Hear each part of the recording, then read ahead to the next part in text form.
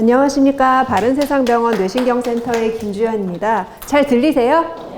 네. 그럼 오늘 이제 치매에 대한 강의를 준비했습니다. 그래서 사실 많은 분들이 제일 무서워하는 것들 중에 하나가 이제 노인이 되면 치매가 걸리는 거를 많이 두려워하시는데요. 오늘의 강의를 통해서 여러분들께서 치매를 조금 덜 무섭게 생각하고 받아들이고 대처할 수 있었으면 합니다. 그럼 강의 시작하겠습니다. 그래서 오늘 강의 내용은 치매가 무엇인가, 그리고 어떻게 진단하고 치료하고 예방하는가에 대한 내용을 알아보겠습니다. 그래서 치매는 영어로는 디멘시아라고 해요. 여러분 디카페인 커피처럼 뭔가가 없어지는, 뭐가 없어지느냐? 멘탈이 없어지는. 그래서 사람의 정신이 이전에 알고 있었던 그 사람의 정신과는 좀 다르게 부정적인 방향으로 변해가는 것을 치매라고 하지요. 한국에서는 치매라고 하고, 일본에서는 인지증, 대만에서는 실지증, 중국에서는 뇌퇴화증으로 부른다고 합니다. 그래서 치매는 이제 선천적으로 태어날 때 뇌손상을 받았거나 살면서 다쳐서 뇌손상이 입은 게 아니고, 이제 후천적으로 발생하는 다발성 인지기능 저하, 그리고 이로 인해서 사회생활과 일상생활에 의미 있는 장애를 초래했을 때 치매라고 부릅니다.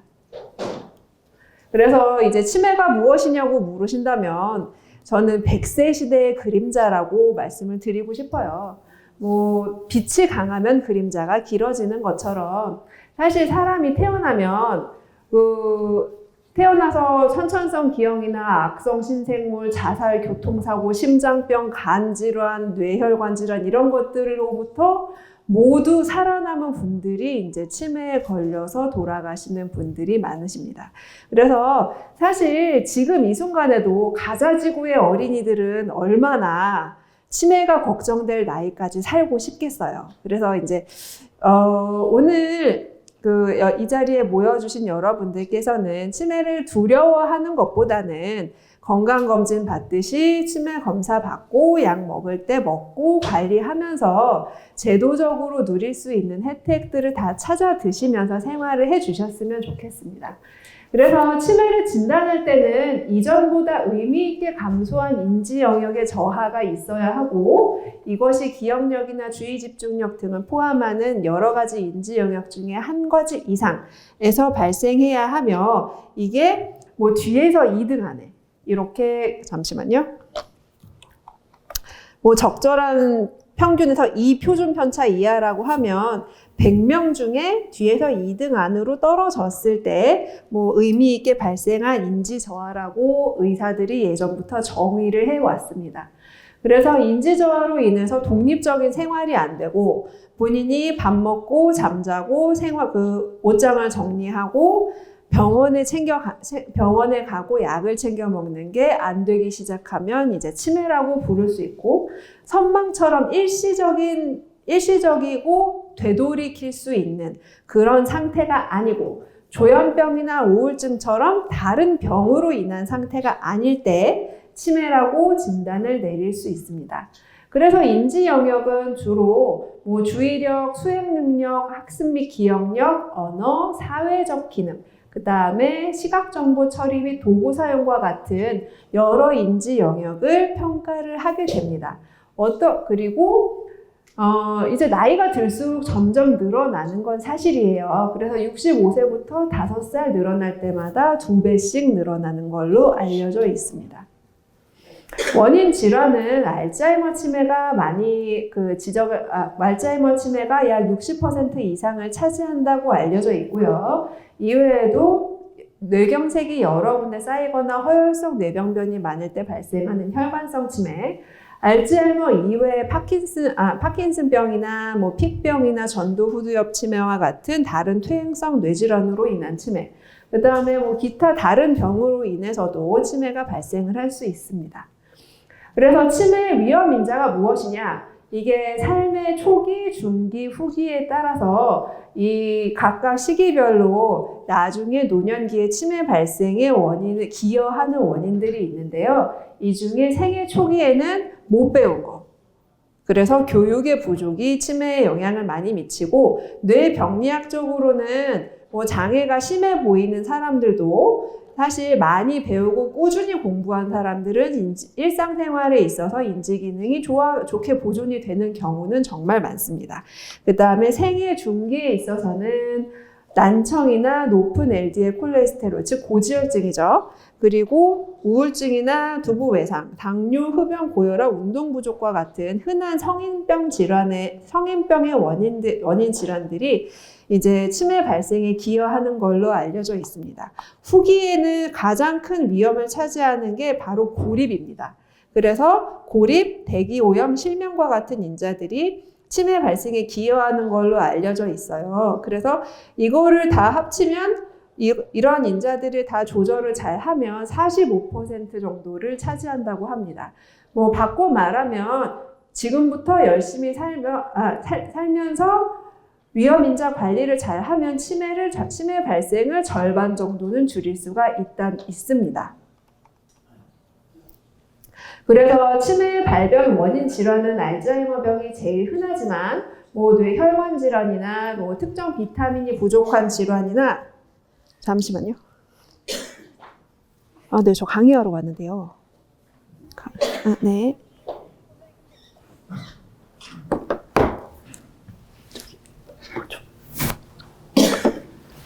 그 특정 비타민이 부족해지는 병이 있어요. 사람이 골고루 먹지 못하거나 뭐 술 때문에 특정 종류의 비타민이 모두 소모돼 버리거나 이런 경우에 아니면 편식이 심하거나 그 소화기관에 장애가 있을 때 치매 위험이 올라갈 수가 있습니다. 그리고 간이나 콩팥이나 갑상선이 안 좋아도 뇌 기능이 떨어질 수 있고요. 기타 감염성 질환이나 뇌 구조적인 질환, 뭐 뇌종양 때문에도 당연히 머리가 나빠지겠죠. 그래서 뇌는 사실 뇌를 포함해서 오장육부가 모두 재기능을 해야 재기능을 할 수 있는 장기입니다.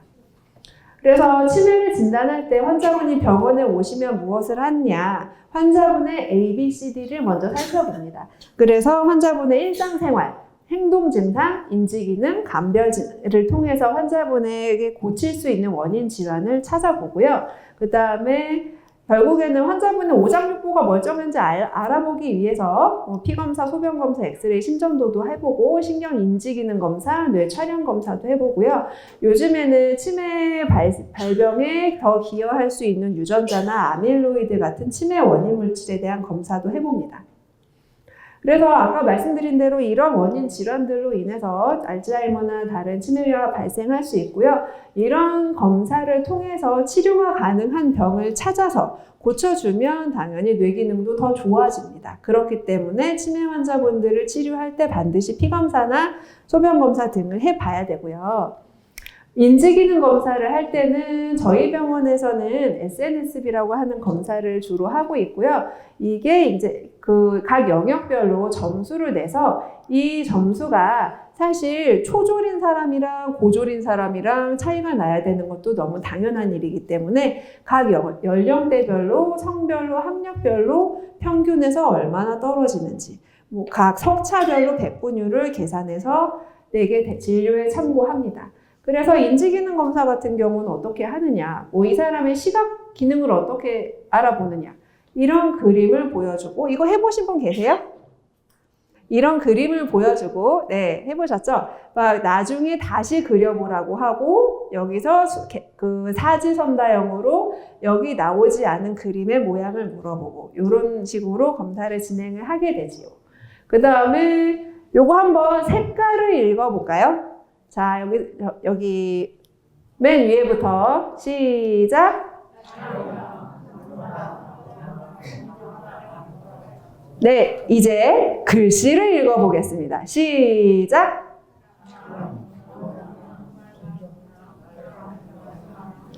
네, 그래서 이거를 사실 글씨를 읽으려다가 색깔을 읽으려다가 이러면 되게 헷갈리잖아요. 고도의 전두엽 기능이 필요한 검사고, 요거를 뭐 다 끝까지 다 100개 넘게 하는데 끝까지 하는데 몇 분 걸리는지, 그동안 몇 개나 틀리는지, 요런 검사도 하게 됩니다. 그래서 환자분이 어떤 영역이 몇 % 떨어지는지를 파악을 하고요. 그래서 환자의 치료에도 도움이 좀 되고 연구나 신체 감정하는 데도 사용을 하게 됩니다. 그리고 머리 사진도 같이 찍어봐요. 그래서 요거는 요런 MRI, 뇌를 보는 MRI, 뇌 혈관을 보는 MRA나 CT를 같이 찍어서 보게 되고요. 이 뇌가 이렇게 좌우 대칭이 잘 맞는 분하고 이렇게 가운데 큰 종양이 있는 분하고는 당연히 치료 방법이 달라져야겠지요. 그래서 이런 걸 알아보기 위해서 진단 단계에서 MRI도 찍어봅니다. 치매에서 가장 흔한 원인 질환은 역시 알츠하이머 병이라고 할 수 있는데요. 이 병은 알츠하이머라는 사람이 발견하고 보고했기 때문에 알츠하이머 병입니다. 그래서 알츠하이머가 한 100년 좀 더 넘게 전에 이 병을 보고를 했고, 그때 이제 알츠하이머 병에 걸린 환자들의 뇌를 현미경으로 보면 노인성 반점이 보이고 이런 신경 섬유 다발이 관찰이 된다는 보고가 있었습니다. 그 이후로 이 노인성 반점을 만드는 원인 물질인 아밀로이드와 신경 섬유 다발을 만드는 원인 단백질인 타우 단백질이 알려졌는데요. 요것들이 이것들이 뇌에 많이 쌓일수록 알츠하이머 병이 진행이 된다는 것이 최근에 수십 년간에 걸쳐서 점점 연구 결과가 나왔습니다. 그래서 일단 가장 중요한 거는 알츠하이머 병이 치매에 걸리기 수십 년 전부터 뇌 아밀로이드가 점점 많이 쌓이더라. 그래서 뇌의 신경 접합부의 기능이 떨어지고 타우 단백질이 쌓인 다음에 뇌의 위축이 일어나고 인지 기능이 떨어진 다음에 치매가 생기더라. 즉, 요거는 치매가 발병한 다음에 치료를 하면 너무 늦을 수 있고, 치매가 발병하기 수십 년 전부터 관리를 잘 하면 더 좋다는 내용의 기초가 되었습니다. 그래서 이제 1기부터 5기까지 나눠서 보면 1기부터 점점 뇌 전반적으로 처음에는 깨끗했던 부위들도 점점 이 아밀로이드가 점점 진하게 쌓이는 것이 보이죠. 그래서 처음에는 요 손해나 요 운동 피질 같은 데는 아밀로이드가 쌓이지 않았는데 사실 치매 환자분들도 정신만 나가는 게 아니고 나중에 치매 말기가 되면 기저귀를 차고 자리에서 일어나기가 어려워집니다. 그게 단순히 어디가 고관절이 부러져서가 아니고 결국에는 운동을 담당하는 뇌의 부위도 점차 퇴화되기 때문에 그렇게 되는 거거든요. 그래서 요거를 진단하는 데 있어서 몇 가지 도움을 받아볼 수 있는데요. 뇌 조직 검사는 사실 살아계신 동안에는 할 수가 없고요. 뇌 상태를 알아보기 위해서 MRI를 찍어서 뇌 위축이나 해마 위축을 보기도 하고, PET 같은 거를 찍어서 볼 수도 있습니다. PET를 찍기 전에 주입하는 물질에 따라서 서로 다른 뇌의 기능적인 모습을 볼 수가 있는데요. 요거는 당대사가 떨어져 있는 모습을 보는 거고요. 요거는 아밀로이드가 침착돼 있는 모습을 보는 겁니다. 그래서 주입하는 물질에 따라서 아밀로이드가 쌓여 있는지, 타우 단백질이 쌓여 있는지, 당대사가 떨어져 있는지를 알 수가 있고요. 기타 검사로는 뇌척술 검사에서 단백질을 검출하거나 신경계 감염을 보는데 사용할 수 있고요. 유전자 검사는 인지 기능에 관련된 유전자가 수십 가지가 있지만 보통 가장 흔하게 하는 건 아포이라고 하는 단백질입니다. 그래서 아포이 단백질이 2번, 3번, 4번이 있는데 그 중에 4번이 많으면 치매 위험이 많이 올라가고 4번이 없으면 치매 위험이 많이 떨어진다고 알려져 있습니다. 보통 4번을 2개를 가지고 있으면 고위험군, 하나만 가지고 있으면 중위험군, 하나도 없으면 저위험군이라고 평가를 하고요. 사실 우리나라에서는 2개 있을 때 하나도 없는 분에 비해서 치매 발병률이 25배나 올라가더라. 이런 연구 결과가 있는데요. 이 4번 유전자가 가장 많다고 알려진 나라는 아프리카의 흑인들입니다. 그런데 케냐나 나이지리아에서는 4번 유전자가 2개나 있어도 하나도 없는 사람들에 비해서 치매 발병률이 얼마 올라가지가 않는데요. 그러니까 이게 어떻게 보면 내가 어떤 유전자를 타고났다고 하더라도 내가 어떻게 사느냐에 따라서 치매 위험도 얼마든지 어느 정도는 조정이 가능한 부분이 많다는 것을 알려주는 부분이라고 할 수 있겠습니다. 그리고 좀 전에 실컷 보여드린 아밀로이드 펫 같은 검사를 사실 저희 병원에서는 하고 있진 않아요. 그래서 그거를 대신하기 위해서 혈액 검사에서 아밀로이드 검사를 해볼 수도 있습니다. 작년에도 보여드린 사진인데 3년 전에 이 배우가 치매 유전자에서 4번 유전자가 1개가 있었는지 2개가 있었는지 아무튼 고위험군 유전자가 발견이 돼서 잠깐 활동을 중단했다가 최근에는 다시 복귀를 했다고 합니다. 그리고 이제 치매 치료는 어떻게 하느냐? 지금은 먹는 약이 4가지가 나와 있고요. 뇌 영양제도 나와 있고 최근에는 아밀로이드를 없애는 주사 치료도 나와 있습니다.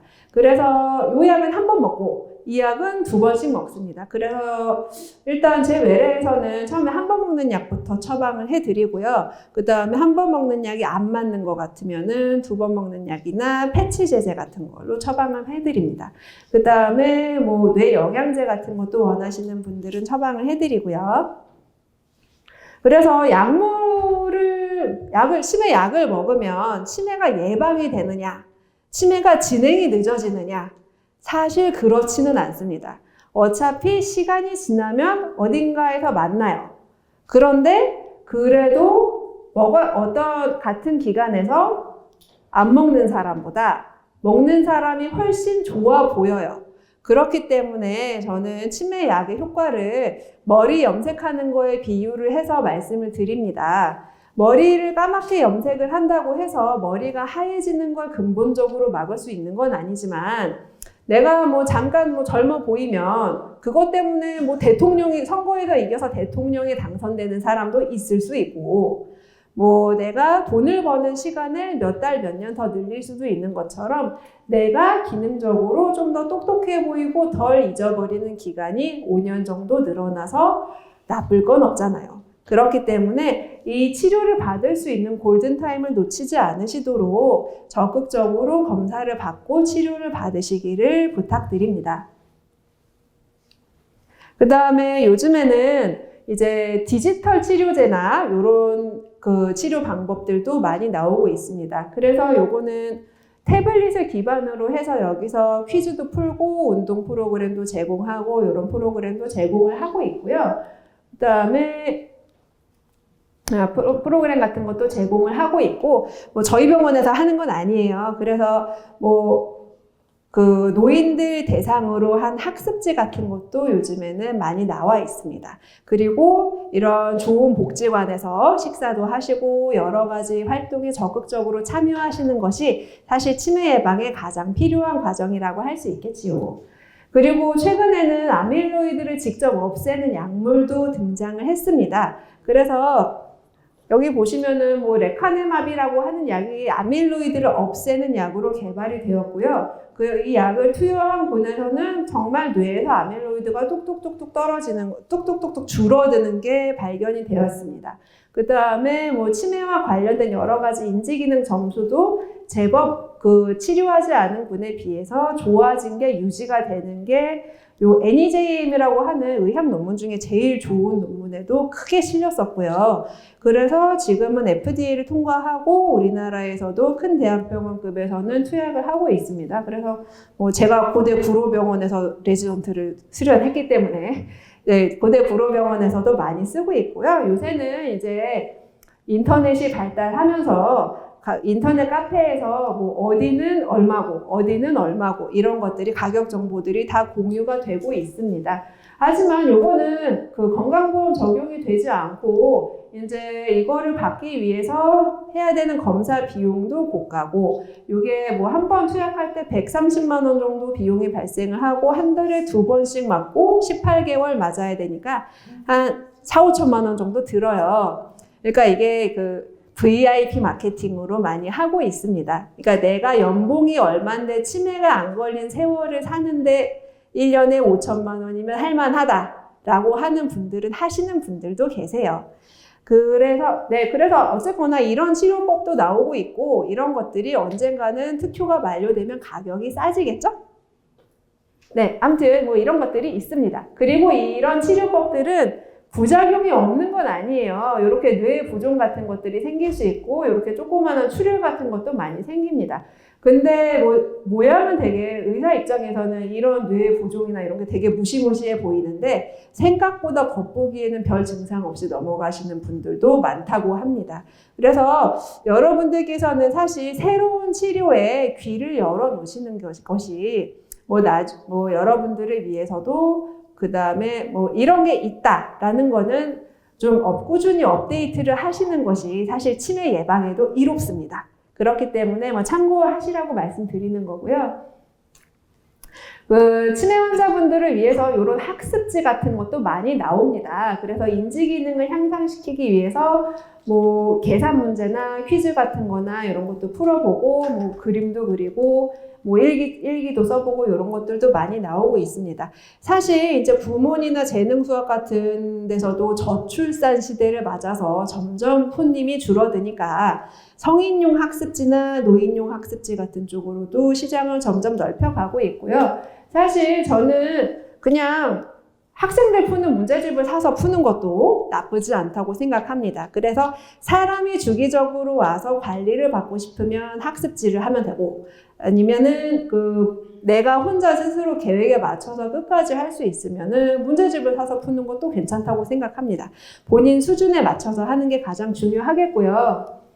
그래서 이제 치매 인지 기능은 그렇게 치료를 하는 거고, 사실 환자분들을 가장 괴롭히는 증상은 행동 증상이에요.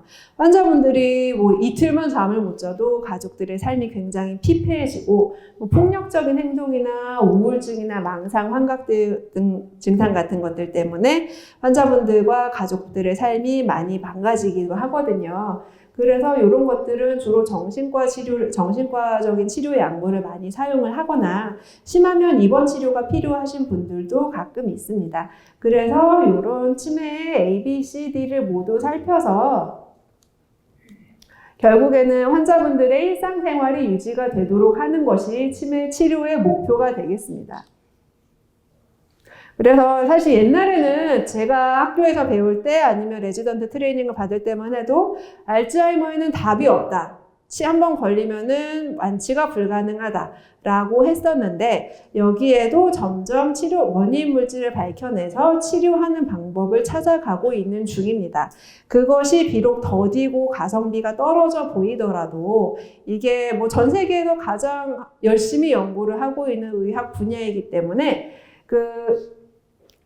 곧 그냥 위내시경 하듯이 진단을 하고 근본적인 원인 치료가 가능해지는 날이 곧 옵니다. 그렇기 때문에 이 혜택을 누리려면 오늘 내가 운동을 열심히 하고 공부를 하고 내 몸을 챙겨야 하겠습니다. 그래서 요거를 어떻게 관리를 하느냐, 이것도 굉장히 치매 연구에 있어서, 치매 치료에 있어서 굉장히 중요한 연구 결과인데요. 핀란드에서 핑거 스터디라는 걸 했습니다. 그래서 환자분들한테 음식, 운동, 인지적인 자극, 그 다음에 고혈압, 당뇨, 고지혈증 같은 혈관질환 관리, 사회적인 교류를 모두 다방면에 걸쳐서 개입을 했을 때 이런 인지적인 점수가 많이 좋아지더라. 그 다음에 작업을 처리하는 속도도 많이 좋아지고 이게 시간이 지날수록 치료를 받지 않은 군과의 차이가 점점 벌어진다는 연구도 있었습니다. 그렇기 때문에 여러분들의 오늘 한 노력이 내년 후년까지 계속 열매를 맺어줄 거라는 확신을 가지고 오늘 운동 열심히 하시고 열심히 사셔야 되겠죠. 그래서 결국은 치매 예방하는 우리 모두가 해야 하는 치매 예방의 왕도는 크게 어렵지 않아요. 잘 먹고 잘 자고 운동 열심히 하고 머리 열심히 쓰고 고립을 예방한, 혼자 지내지 않도록 노력을 하는 것이 중요하겠습니다. 그래서 특히 이제 노인들의 치매 예방에 가장 크게 기여하는 인자가 고립이잖아요. 혼자 사는 거는 사실 중년기에도 더 젊은 나이에도 장애나 사망의 위험을 굉장히 높이는 요인입니다. 왜 그럴까요? 저는 이게 되게 중요하다고 생각합니다. 사람이 혼자 살면 밥을 챙겨 먹기가 귀찮고 에어컨을 틀기가 아까워요. 그래서 혼자 지내게 되면 자기 자신을 챙기는 행동의 비용이 많아지기 때문에 더욱 사는 게 힘들어지고 그렇기 때문에 병에 걸리고 빨리 사망하는 경우가 늘어나는 것 같습니다. 그래서 뭐 여기 오신 분들은 에어컨을 찾아서 잘 오셨고요. 그 주변에 계신 분들께도 여름에는 밥과 에어컨, 겨울에는 밥과 난방을 제공하는 데에 머무르시라고 좀 많이 알려주시면 좋겠습니다. 그래서 치매 예방을 위해서는 집 안에만 있으면 안 돼요. 집 밖으로 나가서 오늘도 새로운 운동을 하고 새로운 경험을 하고 새로운 사람을 보고 새로운 이야기로 새롭게 마음을 채워놔야 내가 치매에 덜 걸리고 내가 죽기 전날까지 내 할 일을 하면 내 할 몫을 하면서 살아갈 수가 있는 것 같습니다. 그래서 뭘 먹어야 되나? 보통은 지중해식이 좋대요. 지중해식과 대시라고 해서 고혈압을 중단하기 위한 영양학적인 접근을 통해서 마인드 식사를 하면 좋다. 그래서 이게 뭐냐? 잎채소 많이 먹고, 견과류 많이 먹고, 올리브기름 많이 먹고, 몇 년 전부터 신문에 계속 나오고 있는 그런 식사 방법들입니다. 하지만 뭘 먹어야 하느냐보다 더 중요한 건 뭘 먹지 말아야 하느냐. 튀긴 거, 단 거, 그 다음에 여기서는 붉은 고기를 좀 적게 먹으라고 합니다. 붉은 고기에는 노화를 촉진하는 카르니틴이라든지 포화지방 같은 것들이 많이 들어있어서 그런데 사실 붉은 고기보다는 닭고기나 생선 종류가 소화도 더 잘 되고 단백질이 흡수도 더 잘 되고요. 그 다음에 서양에서는 치즈, 튀김, 마가린, 버터 같은 거를 적게 먹으라고 권장하고 있습니다. 그래서 이런 지중해식 식사를 많이 했을 때 뇌에 타우나 아밀로이드 같은 알츠하이머의 병리 소견들이 훨씬 적게 생긴다는 연구 결과도 많이 있고요. 결국에는 저속노화식이라는 게 잡곡밥이 소화가 잘 되시는 분들은 잡곡으로도 충분히 여러 가지 영양소와 단백질을 섭취할 수 있기 때문에 밥에다가 생선 반찬 하나, 그 다음에 충분한 양의 잎채소 같은 거 같이 드셔도 충분히 저속노화식이라고 할 수 있겠습니다. 이렇게 드시면 좋죠. 손이 많이 가서 그렇지. 그 다음에 저속노화식의 대부라는 정유환 교수님은 아들 밥을 이렇게 차려주신대요. 그러니까 저속노화식이나 마인드식이라고 해서 너무 어렵게 생각하지 말고 나물 한 가지 더 묻혀서 한 젓가락 더 먹고 잡곡밥 열심히 드시면서 내 몸과 마음을 챙겨가시는 걸로 생각하고 실천하시면 좋겠습니다. 그 다음에 잠을 잘 자야 돼요. 잠을 자고 있을 때 우리 몸에 아밀로이드나 타우 같은 치매 원인 물질들이 씻겨 나가는 것이 알려져 있습니다. 그래서 요 결과를 보시면은 자고 있을 때보다 이렇게 연두색 곡선으로 잠을 자고 있을 때가 훨씬 노폐물이 잘 씻겨져 나가더라 하는 것들이 많이 알려져 있기 때문에 잠을 잘 자고 수면 위생에 신경을 쓰셨으면 좋겠습니다. 그래서 잘 때 문제가 되는 것 중에 흔한 병이 수면 무호흡입니다. 사실 자기가 자는 동안에 자는지 깨는지 잘 알기가 어려운데요. 코를 골다가 수면이 멈추시는 분들이 많이 계세요. 그래서 내가 충분히 자는데도 낮에 계속 피곤하다면 수면다원 검사를 한번 받아보고 수면 무호흡이 있으면 치료를 받으시는 게 좋습니다. 그 다음에 자기 전에 핸드폰 보시면 안 되고 자다 깼을 때 유튜브 트시면 안 돼요. 눈에서 나오는 빛, 그러니까 기기에서 나오는 빛이나 주변 환경에서 나오는 빛이 수면을 유지하게 해주는 멜라토닌을 직방으로 분해해 버립니다. 그렇기 때문에 사람은 깜깜해야 할 때 항상 깜깜하게 지내야 합니다. 하지만 왜 안 돌아가지? 네, 하지만 미국에 있는 넷플릭스 회장님도 사람이 잠을 자면 광고를 클릭하지 않기 때문에 회사의 매출이 떨어지는 걸 알고 계세요. 그래서 유튜브나 넷플릭스나 이런 데서는 새롭고 더 재밌어 보이는 것들이 밤새도록 나오잖아요. 근데 그런 거에 넘어가시면 안 되고 내가 딱 정해진 시간에 스마트 기기를 끄고 내가 자는 공간과 분리된 곳에서 폰도 충전하고 나도 충전하는 시간을 매일매일 꾸준히 가지셔야 합니다. 그래서 잘 자려면 주말에 늦잠 자면 안 돼요. 매일매일 7시에 일어나는데 주말에 8시에 일어나는 건 괜찮은데 12시, 1시까지 주무시면 안 되고요. 그 다음에 카페인, 니코틴, 알코올은 숙면에 도움이 매우 안 되기 때문에 적당히 아니면 안 드셔도 괜찮습니다. 햇빛 받으면서 규칙적으로 운동하시고 실내는 좀 선선하게 해주시는 게 좋고요. 낮잠 20분 이상 주무시면 밤잠에 영향을 많이 받기 때문에 낮에 누워있거나 눈을 감거나 둘 다 최소한의 시간을 가져주시는 게 밤에 자는데 도움이 됩니다. 그 다음에 제일 중요한 건데 자다 깼을 때 과도하게 걱정하시거나 뭔가 이 시간을 생산적으로 보내야 한다는 집착에 휴대폰을 켜시거나 그러지 마시고 교회 다니는 분들은 성경 말씀을 보시고 절에 다니는 분들은 부처님 말씀을 보시고 종교가 없는 분들은 공자님, 맹자님 말씀을 무드등 하나 켜고 그냥 책으로 읽으세요. 밤에 자다 깼을 때 핸드폰 보시거나 불을 확 켜시면 안 됩니다. 그리고 내가 내일도 망했네, 언제 자지? 언제 잠이 드는 거야? 이렇게 잠에 대한 집착을 가지시면 사실 잠이 더 안 와요. 그렇기 때문에 망했으면 오늘 밤에 잠이 망했으면 망하는 대로 그냥 받아들이는 마음도 꼭 필요합니다. 그 다음에 운동은 사실 가장 강력한 장수의 약이에요. 저만 그렇게 얘기하는 게 아니고 모든 사람들이 다 그렇게 얘기합니다. 그리고 뇌 영양제가 가장 중요한 뇌 영양제는 운동이에요. 우리가 운동을 할 때 우리 뇌에서는 뇌 영양제, 아무 부작용이 없는 뇌 영양제가 스스로 만들어집니다.